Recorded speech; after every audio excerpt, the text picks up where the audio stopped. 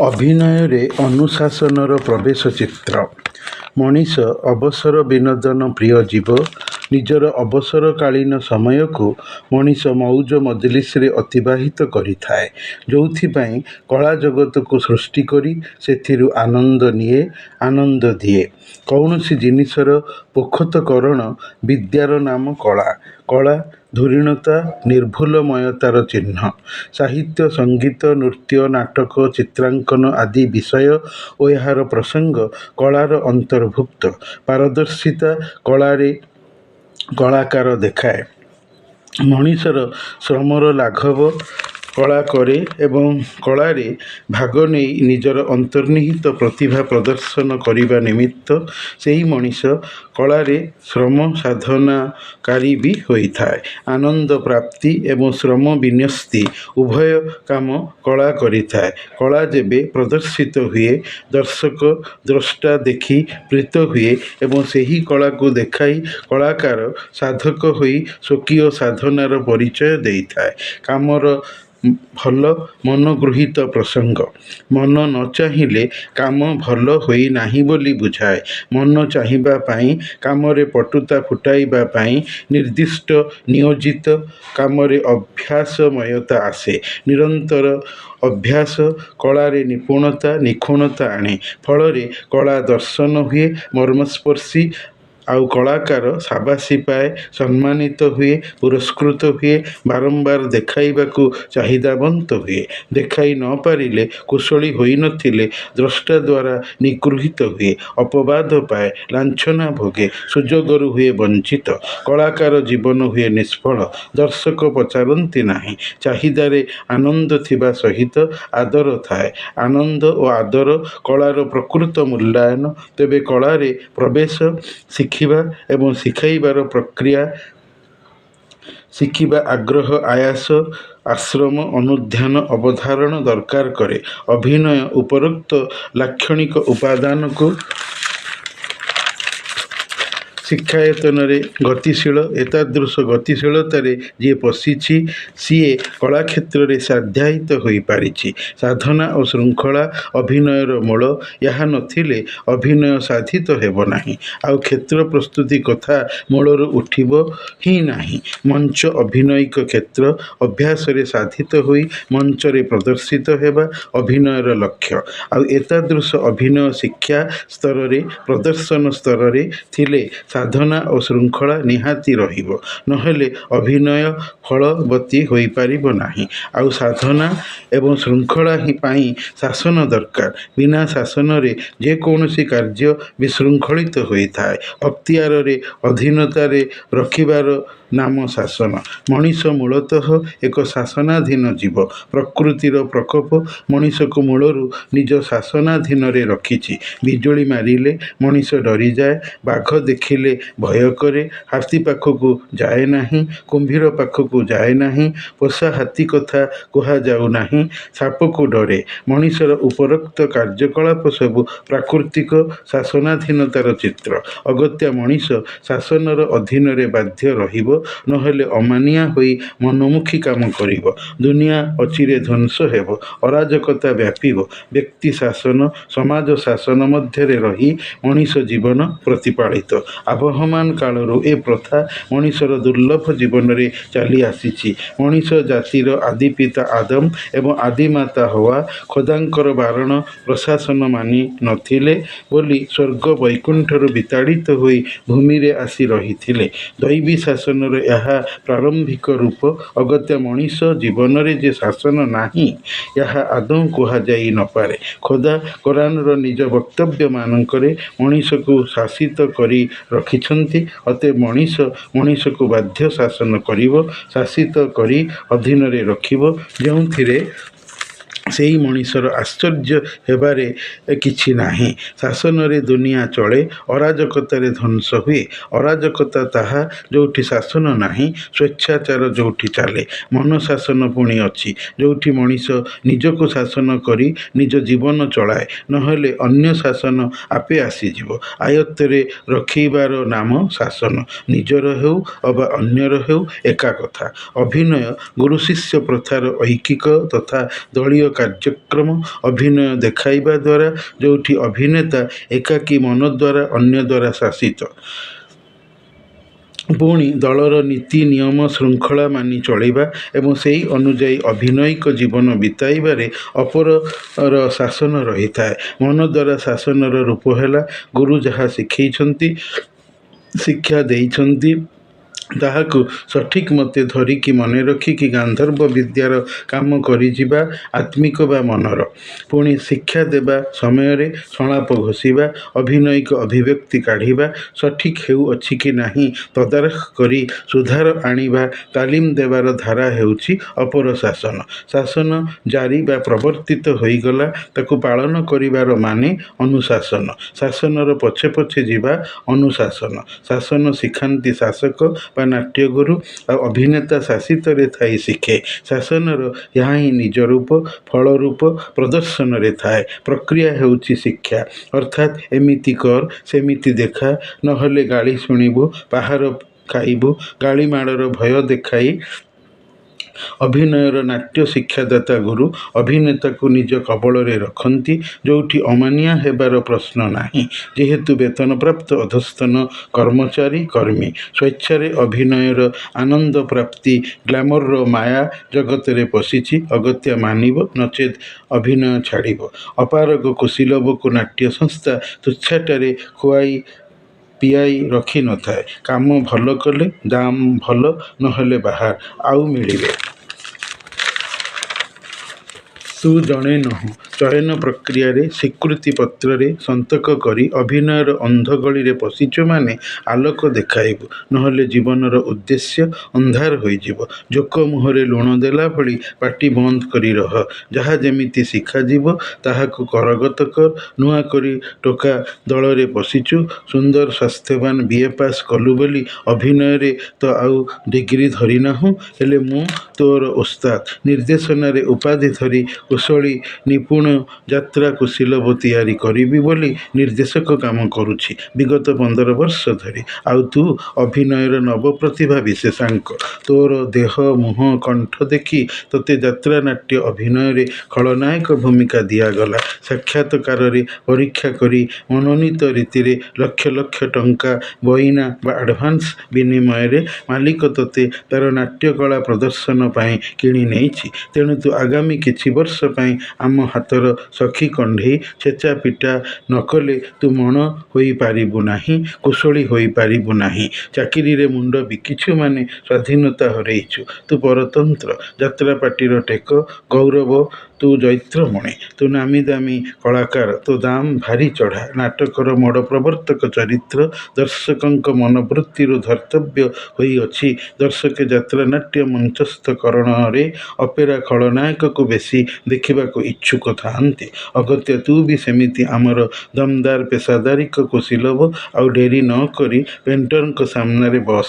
Director ଆଦେଶ ଶିରଧାର୍ଯ୍ୟ କରି ଭିତରେ ଚଢ଼ିଥାଇ ଗାମୁଛା ପିନ୍ଧାରେ ଚକା ପାରି ବସିଲା। ପେଣ୍ଟର ଆଖିରୁ ଲାଗିଥିବା ମଇଳା ସଫା କରି ପାଉଡର ବୋଳିଲେ, ଆଖିର ପାତଳ କଳା ପିନ୍ଧାଇଲେ, ଆଖି ଦ୍ୱୟର ଉପର ତଳ ପତାରେ ଲାଲି ରଙ୍ଗ ବୋଳିଲେ। ଏହି ସମୟରେ ପାଡ଼ନ୍ତେ ଓସ୍ତାଦ ପାଟି କଲେ, କେତେ ଶଳା ପାଡ଼ୁଛୁ? ରାତି ଜାଗି ପେଟ ତୋର ଗ୍ୟାସ ହୋଇଯାଇଛି। ମୁଖମଣ୍ଡଳରେ ଜିଙ୍କ ଗୁଣ୍ଡ ବିଞ୍ଚା ଯାଇ ମୁହଁକୁ ଚିକ୍ ଚିକ୍ କରାଗଲା। ହାତ ଆଙ୍ଗୁଠିରେ କିଛି ମୁଦି ପିନ୍ଧାଇଲେ। କାନ ଫୋଡ଼ କଣାରେ କର୍ଣ୍ଣ ଅଳଙ୍କାର, ପାଦରେ ଲାଲି ମୋଜା। ଉଠି ଠିଆ ହୋଇ କଳା ଚିକ୍ ଚିକ୍ ସାଟିନ ରେଶମୀ କନାର ଚିପା ଚୁଡ଼ିଦାର ପାଇଜାମା ପିନ୍ଧିଲା। ଓସ୍ତାଦ କହିଲେ, ଲିଙ୍ଗକୁ ଚଢ଼ି କଣାରୁ ବାହାର କର। ଉଠିକି ରହିଲେ ଦର୍ଶକେ ଉତ୍ତେଜିତ ଆଗ୍ରହୀତ ଚାହାଣୀରେ। ତୁ ବି ଉତ୍ତେଜିତ ରହିବୁ। ଅଭିନୟରେ ଲାଜ ସରମ ନଥାଏ। ରହିଲେ ଅଭିନୟ ପ୍ରକୃତ ହେବ ନାହିଁ। ବେହିଆ ହେଲେ ଯାଇ ଅଭିନୟ ବାସ୍ତବ ହେବ। ତୋର କ୍ରିୟାରେ ଦର୍ଶକୀୟ ଆମୋଦ ପରିତୃପ୍ତ ଯେମିତି ହେବେ, ନହେଲେ ଯାତ୍ରାଶିଳ୍ପ ବ୍ୟାବସାୟିକ ଚାହିଦା ହରାଇବ। କଳାକୁ ପେଶା କରି ଆମେ ବଞ୍ଚୁଛେ। ନିସଂକୋଚରେ ଅଭିନୟ ଦେଖା। ଦର୍ଶକ ଟିପ୍ପଣୀ ଦେବେ, ଖାତିର କରିବୁନି। ଅଭିନୟ ମନଧ୍ୟାନ ଦେବୁ। ଏବେ ଆସ ଠାକୁରଙ୍କୁ ମୁଣ୍ଡିଆ ମାର। ମୋଜା ପିନ୍ଧା ପାଦରେ ଆଣ୍ଠୁ ବଙ୍କେଇ ନଇଁ ପଡ଼ିଲା। ପୁରୋହିତ ମଥାରେ ସିନ୍ଦୁରର ଟିଆ ଚିତା ଦେଲେ। ପାଦରେ ଜରି କାମ କରା ନାଗରା ଜୋତା ପିନ୍ଧିଲା। ଖୋଲା ଦେହରେ ବେଶଘରୁ କ୍ଷିପ୍ର ପଦବ୍ରଜରେ ବାହାରି ଯାଇ ନିଜର ନାଟ୍ୟଗୁରୁଙ୍କୁ ନଇଁ ନଇଁପଡ଼ି ତାଙ୍କ ପାଦ ସ୍ପର୍ଶ କରି ଶାସନାଧୀନତାରେ ଅଛି ବୋଲି ଦର୍ଶକଙ୍କୁ ପରିଚୟ ଦେଲା। ଯେଉଁ ସମୟରେ ଏ ଯାତ୍ରା, ସେବେ ଖୋଲା ମୁକ୍ତାକାଶୀ, ଚାରିମୁଖ ଥିବା ଚତୁର୍ମୁଖୀ ମଞ୍ଚ। ଦର୍ଶକ ଗହଣରେ ଥାଇ ବେଶଘରୁ ମଞ୍ଚକୁ ଏବଂ ମଞ୍ଚରୁ ଅଭିନୟ ସାରି ବେଶଘରକୁ କୁଶିଲ ବଜାଉଥିଲେ। ଦର୍ଶକେ ଅଭିନେତାମାନଙ୍କର ସେମାନଙ୍କ ଗହଣରେ ଯିବା ଆସିବାକୁ ପ୍ରତ୍ୟକ୍ଷ କରୁଥିଲେ। ଭିଲିଆନ ମୁହଁରେ କଳା କପଡ଼ାର ଢାଙ୍କୁଣୀ ପଡ଼ିଥିଲା। ତାର ମୁଖମଣ୍ଡଳକୁ ଘୋଡ଼ାଇ ଆବୃତ କରି ରଖାଯାଇଥିବା ଦେଖି ଦର୍ଶକ କହିଲେ, ଆବେ ଶଳା, ତୋ ମୁହଁ ଦେଖା। ବୋହୂପିଲା ଭଳିଆ ମୁହଁ କ'ଣ ଘୋଡ଼ାଇ ରଖିଛୁ? ଆମେ ଦେଖୁଁ ତୋର ମୁହଁକୁ। ଶଳା, ଢାଙ୍କୁଣୀ କଣାରେ ଅନେଇ ବାଟ ଚାଲ, ନହେଲେ ଝୁଣ୍ଟି ପଡ଼ିବୁ। ତୋର ଓସ୍ତାଦ ଭାରି କଡ଼ା, କାଳିଆ, ପତଳା, ଡେଙ୍ଗା, ଆଉ ତୁ ଦେହାଳୁ, ଜଭର ଚର୍ବିଳ ପିଚାରେ ବେତମାଡ଼ ବସେଇ ଦେବେ।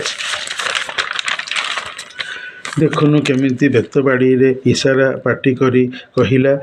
ତାର ପଛରେ ମୂଷା ଭଳିଆ ବିଲେଇ ଓସ୍ତାଦକୁ ଡରି ଠିଆ ହେବାକୁ ଆଦେଶ ଦେଲା। ରିହର୍ସାଲ ବେଳେ ଶଳା କଷମାଡ଼, ଗାଳି, କାନମୋଡ଼ା ଖାଇଥିଲୁ। ବେହିପର ଡାଇଲଗ ମନେ ରହୁନି? ଭଲକି ଘୋଷିନୁ କିବେ?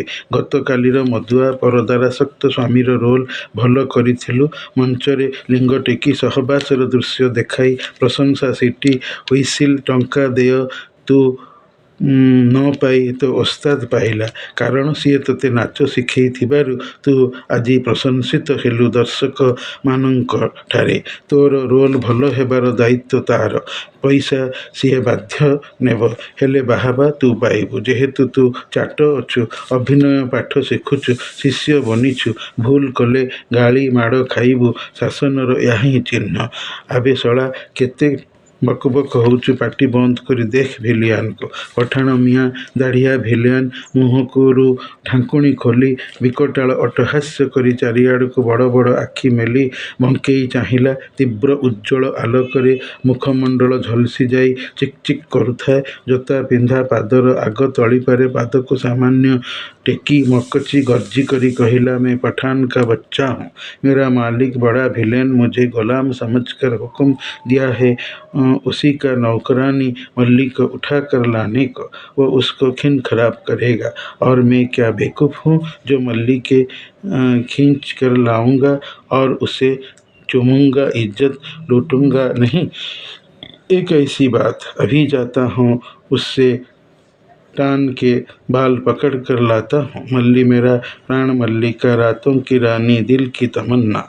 मैं और सब्र नहीं कर पाता, मुझे सूजन हो रही है। मियाँ ଏହା କହି ମଞ୍ଚରୁ ଝପଟି ଆସି ଧପ ଧପ ବେଗ ଚାଲିରେ ଲୋକ ଗହଳି ପଛପଟେ ଠିଆଥିବା ମଲ୍ଲୀର ମୁକ୍ତ କେଶଗୁଚ୍ଛକୁ ସଜୋରେ ଟାଣି ନେଇ ମଞ୍ଚକୁ ଆଣି ଘିଚାଟଣା କରି ତାର ଦେହ ଉପରେ ପେଟେଇ ହୋଇ ରେପ୍ କରିବାକୁ ଯିବାବେଳେ ଉଦ୍ୟତ ହୁଅନ୍ତେ, ହଠାତ୍ ପଠାଣ ମିଆଁ ଉଦ୍ଧତ ଭିଲେନର ମାଂସାଳ ପିଚାରେ ନିଜର ଜୋତା ପିନ୍ଧା ପାଦ ଚାପି ତାର ମାଲିକ ବଡ଼ ଭିଲେନ ତାକୁ ତଳୁ ଉଠାଇ ବେକ ମୋଡ଼ି ଲାଇଟରେ ମୁହଁ ତାର ଦେଖାଇ ଚୁଟି ହଲାଇ ପାଟି କଲା, କ'ଣ କହିଲୁ ବେ ହାରାମଜାଦା? ମଲ୍ଲୀ ତୋର ରାତିର ରାଣୀ, ଦିନର ମନସାଦ।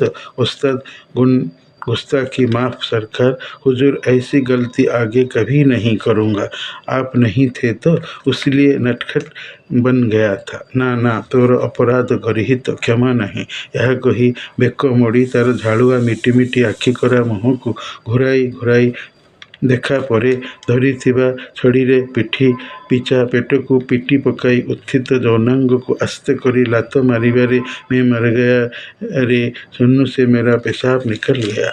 ବଡ଼ ମାଲିକ ଭିଲିଆନ ସହିତ ଆସିଥିବା ଚାମଚା ହାସ୍ୟ ଅଭିନେତା ପଠାଣ ମିଆଁ ସାନ ଭିଲିଆନର ପିଚାରେ ହାତ ମାରି କହିଲା, ଆବେ ଖାଲି ମୁତିଲୁ, ଏବେ ଦେଖ ତୋର ଗାଣ୍ଡିରୁ କେମିତି ଗୁହ ବାହାର କରାହେବ। ଏହା କହି ତାକୁ ଗୋଇଠା ମାରି କଚାଡ଼ି କରି ଠେଲି ତଳେ ପକାଯାଇ ଆଦେଶ ଦିଆଗଲା, ଶଳା ଗୋଡ଼ ପାଦ ଫାଡ଼, ନହେଲେ ବାଜିବ। ମାଡ଼ ଭୟରେ ଅଧୀନ ଶାସିତ ସାନ ପଠାଣ ମିଆଁ ଭିଲେନ ମାଂସାଳ ଜଙ୍ଘ ପାଦ ଗୋଡ଼ ଟେକିଲା। ଚିକ୍ ଚିକ୍ ନାଗରା ଜୋତା ପାଦରୁ ଖସିଗଲା। ପଠାଣ ମିଆଁ ସାନ ଦାଢ଼ିଆ ଭିଲେନର ଗାଣ୍ଡିରେ ପୋଲିସ ରୋଲ ବାଡ଼ି ବସାଇବାର ଭଙ୍ଗୀରେ ଚିତ୍କାରି କହିଲା, पेशाब क्या जान से मेरा टट्टी पाखନା भी निकल गया। ମଲ୍ଲୀ ଠିଆ ହୋଇ ଗାଳିରେ କହିଲା, ବଦମାସ କୁତ୍ତା, ମୋର ଇଜ୍ଜତ ଲୁଟୁଥିଲୁ ପରା, ଏବେ ନିଜ ଇଜ୍ଜତ ଦମଦାରି ଫୁଟାଣି ବାରଣ୍ଡା ଦିକଡ଼ା ହେଲା। ବଡ଼ ଭିଲେନ ପାଟି କରି କହିଲେ, ହେଇ ହେଇନି, ଆଗକୁ ଆହୁରି ହେବ। ଶଳାର ବେହିଆ ନିର୍ଲଜ ମୁହଁରେ ଢାଙ୍କୁଣୀ ଘୋଡ଼ା। ମୁହଁକୁ ଢାଙ୍କୁଣୀ ଘୋଡ଼ା ଗଲା ତଳୁ ଉଠାଇ ହାତ ବନ୍ଧାଇ ପିଚାରେ ଗୋଇଠା ମାରି ଆଗକୁ ଠେଲି ନିଜ ନିମକସଚ୍ଚା ଅନୁଗତ ଲୋକ ତାକୁ ବେଶଘରକୁ ନେଉଥିବା ବେଳେ ନିର୍ଦ୍ଦେଶକ କହିଲେ, ତାକୁ ରଖ। ମୋର ଜଣେ ସାଙ୍ଗସାଥୀ ପାଖରେ ପଡ଼ିଥିବା ଆଉ ଏକ ଯାତ୍ରା ଦଳର ଓସ୍ତାଦକୁ ସେ ନମିବ। ଆଦେଶ ମାନି ଶାସନରେ ରହିଥିବା କାରଣରୁ ହାତ ଯୋଡ଼ି ଠିଆ ନମସ୍କାର କରନ୍ତେ, ଆବେ ବୋକା, ସାରଙ୍କ ପାଦ ଛୁଇଁ ଜୁହାର ହ। ଏହା କହି ପିଚାରେ ନିଜ ହାତ ପିଟି ତାକୁ ତଳକୁ ନୁଆଁଇ ପ୍ରଣାମ କରାଇଲେ।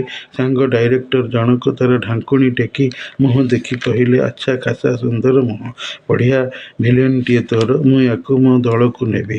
ବେଶି ଦରମା ବି ଦେବି। ଏବେ ତତେ ଦେବି ନାହିଁ। ତାର ଚୁକ୍ତି ପୂରିନି। ନୂଆ ପାର୍ଟିଆର, ଅଭିନୟ ଶିଖୁଛି, ନବ ପ୍ରତିଭା। ତତେ ତାହେଲେ ମାନୁଛି? ମାନିବନି? ଶଳାର ଗୁହ ବାହାର କରିଦେବି। ଖେଳନା ଗମାତ ପଡ଼ିଛି। ସବୁଠୁ ବେଶି ଦରମା। ତାକୁ ଖାସ୍ କରି ଦେଖିବା ପାଇଁ ଲୋକ ଭିଡ଼। ମଞ୍ଚରେ ଲୋକେ ତାକୁ ଫ୍ରୁଟି ପାଣି ନିଜେ ପିଆଇଥିଲେ। ତାର ଦେହରୁ ଧୂଳି ଝାଡ଼ି ଦେଇଥିଲେ। ଦର୍ଶକ ସାଥିରେ କଥା କହୁଛି ନା, ସେ ଅନୁମତି ନାହିଁ। ବାହାରେ ବୁଲିବାକୁ ବି ଛଡ଼ାଯାଉ ନାହିଁ। ତାର ଯାହା ଦରକାର ସବୁ କ୍ୟାମ୍ପ ଭିତରେ। ପାଖରେ ପୋଖରୀ ଅଛି। ଗାଧୁଆ ଝାଡ଼ା ଝପଟ କେମିତି କରୁଛି କାହିଁ? ଇସ୍କୁଲ ଘର ବଢ଼ିଆ ସବୁ ସୁବିଧା ଅଛି। ତାର ଗାଧୁଆ ହଗ ମୁତ ସବୁ ଭିତରେ। ସେ କେବଳ ଅଭିନୟ ସମୟରେ ଲୋକଙ୍କୁ ଦେଖାଦେବ। ଅନ୍ୟ ସମୟରେ ମୋର ନଜରବନ୍ଦୀରେ ରଖିବାକୁ ମାଲିକ ବରାଦ କରିଛନ୍ତି। ସେ ମାନୁଛି, ବାଧ୍ୟ ମାନିବ। ଆମର ଶାସନାଧୀନ ଉତ୍ସର୍ଗୀକୃତ ବଶମ୍ବଦ। ମୋତେ ପ୍ରାଣେ ଭୟ। ବୟସ କେତେ? 32 ବର୍ଷ। ପଢ଼ିଛି ବିଏ। ନା ଅବିବାହିତ। ଏଇ ଦଳରେ ଜଣକୁ ଭଲ ପାଉଛି। ବାହା ହେବ। ବାହା କରାଇ ଦେବା ଶଳାଟାକୁ। କ'ଣ କହିଲୁ? ନା, ମୁଁ ଦଳର ସ୍ଥାୟୀ ମାଷ୍ଟର। ହଁ, ଠାଏ ଅତିଥି ନିର୍ଦ୍ଦେଶକ ଗିରି କରୁଛି। ସେଇ ସୁଯୋଗରେ ଟୋକା ବାଘ ଖରେ ମିରିଗ ନାଟକରେ ମୁଁ ଆସିଗଲେ ଜେଲ ଟାଇଗର ପାଲଟେ। ଏଇ ହେଉଛି ଆମ ଦଳର ଅନୁଶାସନ। ଅଭିନୟ କ୍ଷେତ୍ରୀୟ ଶାସନର ଆଉ ଏକ ପାର୍ଶ୍ୱ ହେଲା ସରକାରୀ ପ୍ରଶାସନ କଳର ଅନୁମତି ପ୍ରାପ୍ତି। ଯଦି କୌଣସି ଏକ ସ୍ଥାନରେ ଅପେରା ଅଭିନୟ ମଞ୍ଚସ୍ଥ ରୀତିରେ ସଂଘଟନ ହେବ, ଏହି ହେବା ପାଇଁ ସ୍ଥାନୀୟ ପ୍ରଶାସନର ଅନୁମତି କିନ୍ତୁ ନେବାକୁ ପଡ଼ିବ। ନହେଲେ ଯାତ୍ରା ଅଭିନୟ ଅନୁଷ୍ଠିତ ହୋଇପାରିବ ନାହିଁ। ଏଥିପାଇଁ ନିର୍ଦ୍ଦିଷ୍ଟ ଫର୍ମରେ ଆବେଦନ କରିବାକୁ ପଡ଼ିବ। ସେହି ଫର୍ମରେ ସମସ୍ତ ଆବଶ୍ୟକ ତଥ୍ୟକୁ ପାର୍ଟି ମାଲିକଙ୍କ ତରଫରୁ ଅବା ନିଜେ ପାର୍ଟିର ମାଲିକ କିମ୍ବା ତାଙ୍କ ମ୍ୟାନେଜର ପୂରଣ କରିଥାନ୍ତି। ଯାତ୍ରା ପାର୍ଟିର ନାମ କେବେଠାରୁ କଳା ଜଗତ ପ୍ରସାରଣ କ୍ଷେତ୍ରରେ କାମ କଲାଣି? ପାର୍ଟିର ରେଜିଷ୍ଟ୍ରି ହୋଇଛି କି ନାହିଁ? ଯଦି ହୋଇଛି, କେବେଠାରୁ? କୋଉ ମସିହାଠାରୁ ହେଲାଣି? କୋଉଠି ହେଇଥିଲା? କେତେ ବର୍ଷର ଯାତ୍ରା ଦଳ? କୋଉ ଅଞ୍ଚଳର ଯାତ୍ରା ଦଳ? ମାଲିକଙ୍କର ସମ୍ପୂର୍ଣ୍ଣ ଠିକଣା? ନାଟ୍ୟ ନିର୍ଦ୍ଦେଶକଙ୍କର ପୂରା ଠିକଣା? ପାର୍ଟିରେ ରହିଥିବା ଅଭିନେତା ଅଭିନେତ୍ରୀଙ୍କର ସଂଖ୍ୟା କେତେ? ନାଟକ ମଞ୍ଚସ୍ଥକରଣର ପ୍ରକୃତ ସମୟ ଅବଧି ଜଣାଥିଲେ ମଧ୍ୟ ତାକୁ ଉଲ୍ଲେଖ କରିବାକୁ ପଡ଼ିବ। ରାତି 11ରୁ ଭୋର 4ଟା ବେଳ ପର୍ଯ୍ୟନ୍ତ ଅବଧିରେ ଅଭିନୟ ଅନୁଷ୍ଠିତ ହୋଇଥାଏ। ଯାତ୍ରା ଯୋଉଠି ମଞ୍ଚସ୍ଥ ହେବ ସେହି ସ୍ଥାନ ତଫସିଲଭୁକ୍ତ କି ନୁହେଁ? ସହର ଅଥବା ମଫସଲରେ ହେବ?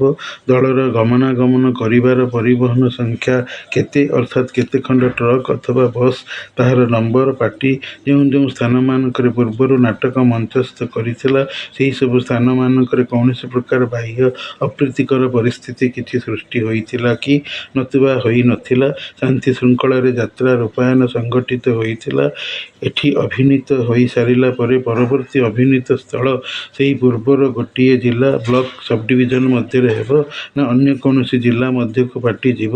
ସେସବୁର ସବିଶେଷ ତଥ୍ୟ ମାଲିକ ନତୁବା ତାଙ୍କ ମ୍ୟାନେଜର ଦେବେ। ମେଳା ମହୋତ୍ସବ ମାନଙ୍କରେ, ବଡ଼ ବଡ଼ ସହର ବଜାର ମାନଙ୍କରେ ଏକାଦିକ୍ରମେ ଅନେକ ପାର୍ଟି ଅଭିନୟ ପ୍ରଦର୍ଶନ କରିଥାନ୍ତି। ନତୁବା ଜଣକ ପରେ ଆଉ ଜଣେ ସୁଯୋଗ ପାଇବେ।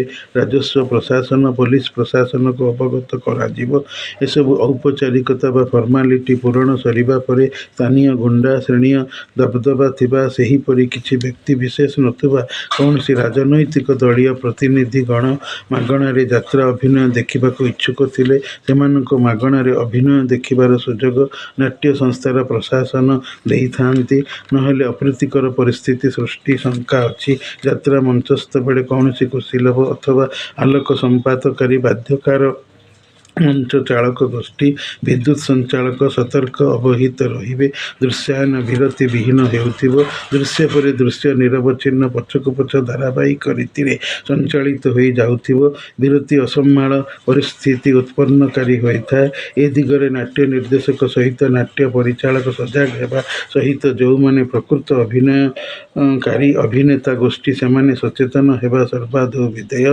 ଗୋଟିଏ ଦୃଶ୍ୟ ମଞ୍ଚାୟନ ଚାଲିଛି, ତାପରେ ପରବର୍ତ୍ତୀ ଦୃଶ୍ୟର ବା ସେହି ଚାଳିତ ଦୃଶ୍ୟର ଅନ୍ୟାନ୍ୟ ପରବର୍ତ୍ତୀ ଭାଗ ନେବା କର୍ମଚାରୀ ପୂର୍ବରୁ ଆସି ବେଶ ପୋଷାକରେ ଯଥାରୀତି ସଜ୍ଜିତ ହୋଇ ଉପସ୍ଥିତ ରହିବେ। ଅଭିନୟ ଅବାସ୍ତବ ଅକୃତ୍ରିମ ହେଉନଥିବ।